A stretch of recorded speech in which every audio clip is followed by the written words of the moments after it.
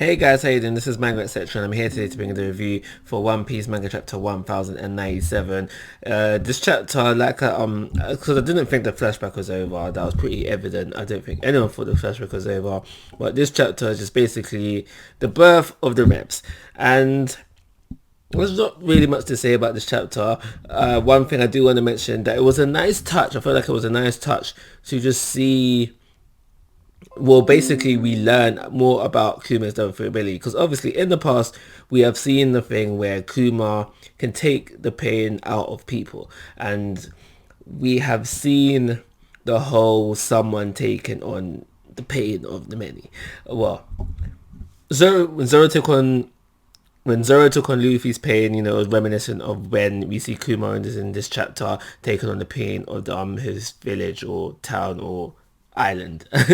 But you know what I'm talking about. So it was reminiscent. But what we didn't know previously is the fact that if that pain is left just there chilling, eventually it would come back to the host. So we did learn something new about his devil fruit ability. It's not as broken. Still broken, but not as broken as it originally seemed. And like I said at the very beginning of this chapter within the flashback was basically about the birth of the refs. So previously I thought, alright, cool, it was going to be a thing where Dragon picks up Kuma and Ivar when they're young, when they're babies.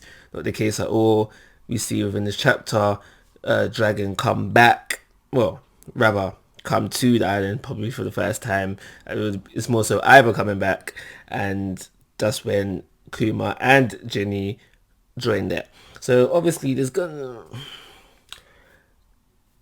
as we know, there's a kind of a like relationship between Kuma and Ginny. Obviously it's not blatantly girlfriend and boyfriend thing, but it gives us that kind of vibes. And as we learn from the end of the chapter, Ginny's kidnapped by the end of it. So start to assume the worst for Ginny. That's typically the way anime and manga series goes, seeming the rest, but maybe I could be pleasantly surprised, but it seems like we are heading down that route. And basically, I'm kind of waffling at this point, but the last thing I do want to say about this chapter is it's got me thinking of the end of One Piece, and I'll explain after, because when One Piece ends, I don't want Two Piece. I don't want Two Piece. I don't want there to be Luffy's son and then he does his next thing and then there's the next pirate age and all that blah blah blah blah blah. I don't want to go forward with One Piece when it's finished. I want to go back.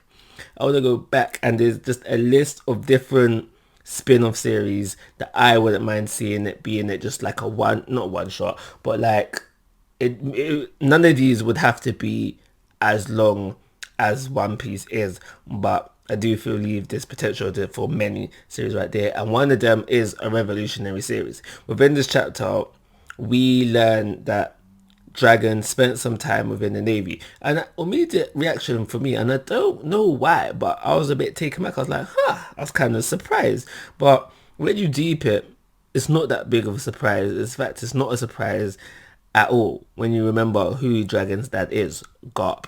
So it probably started off with a thing of, son looking up to his father, wanted to follow in his footsteps, and that's what he started off to do. And then at some point while in the Navy, he mentions that he didn't see the justice that he wanted to see. That's probably something we might not ever find out. We might be told it, might be touched upon a little bit, but I feel like Dragon's journey from being in the Navy to starting the Revolutionary Army, that could be a series within itself. I think that would be a pretty good series within itself, and I'd like to explore that further, like just to know exactly what happened and what led to him just going, anti, doing his own thing, saying, "Nah, I'm out. Let's go." And this is how does Dragon feel, or not Dragon, how does Scott feel about that, etc., etc. How he met Ivor.